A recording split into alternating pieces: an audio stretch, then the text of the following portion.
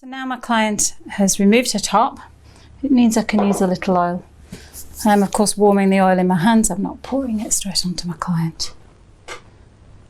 Can smooth out across the shoulders. Nice small, slow movements. As you do that, as you apply a little more pressure, you'll feel the areas where that resistance is. For Margaret, it's just here. Again, you might be able to see that little jump on the film. So I'm warming the area up. I can come right out now across. So I'm starting at the back of the neck. I'm coming down. I'm slowing down because there's resistance there. You can see there I'm supporting my thumb with the other thumb. And I'm stopping before I get to the bone here. It would not be very nice if we massaged over the bone. So I'm doing a deep move with my left thumb and then I'm just smoothing out with my right. And you can see how with the oil we can get a little deeper. That would always be my first choice, but sometimes circumstances dictate that you can't work with oil. Often for tension headaches you might find that you're doing this as a kind of massage first aid. Just for a friend or a colleague who's having problems at the time. You can make a difference in just 5 or 10 minutes doing this work. But obviously if you've got a client who's suffering and you've got them booked in for an hour, you can do this much more detailed work, which will give better results.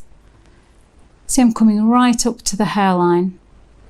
I've followed the line of the shoulders up the back of the neck. And my fingers are either side of the spine, right at the base of the skull. And I'm just making small circles with my fingers. And that will start to release the neck muscles down into the shoulders. I've started in the centre and then I'm moving out 2 or 3 circles with each one. And then I can smooth back down over the shoulders. Now you can spend 10-15 minutes doing this. If you've got the time, the more time you spend doing this, the better. And you can just keep repeating the same moves. You can follow up around the shoulder blade. And again, we're just always working out until we get to the bone, stopping short of working over the bone. Back to the little circles.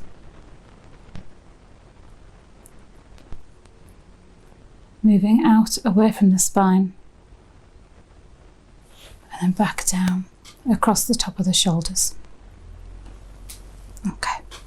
But it could be that you're doing this treatment in a corporate environment where the client can't undress, it's not appropriate to undress. You could do this with your client seated. It could be a colleague that you're helping, and then you're simply doing this work with them seated at their desk. So all I'm doing here, I'm running over, kind of on the bra strap lines, really. I'm just using the heel of my hand and I'm just getting this tissue starting to move. I'm not going too deep to start with, so you can do it equally with your fingers. You can make small circles with your fingers all across the shoulder areas. Just make sure that you avoid the spine, and at the same time you could use your thumbs. Just be careful if you're using your thumbs to protect them, because they are the tools for our trade and we do need to make sure that we don't damage them. So where you can, use your fingers just as an alternative. You can roll with the palm of your hands. Now you won't get as much warm-up work working through clothes, but it is important to do something just so that you start to address the tension in the shoulders, because the tension in the shoulders may well be the root cause of the tension headache, so we don't want to ignore them. You can either work both sides at the same time with either thumb's finger or your hand, or you can alternate. It doesn't really matter. What I'm picking up here is a little crunching of the muscle as I'm doing this deeper work, which is a good indication that we need to do some more work up here. So that's the demonstration of it clothed.